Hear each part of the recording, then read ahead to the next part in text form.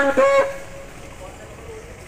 গরিব আদিবাসীর একমাত্র কণ্ঠ পীরজাদা নওশাদ সিদ্দিকীকে মমতা ব্যানার্জি সরকার তার কিছু দুশ্চরিত্রের পুলিশদেরকে কাজে লাগিয়ে অন্যায়ভাবে নওশাদ সিদ্দিকী সহ আমাদের 96 জন যোদ্ধাকে অ্যারেস্ট করে রেখেছে। তাদের অপরাধ কি ছিল?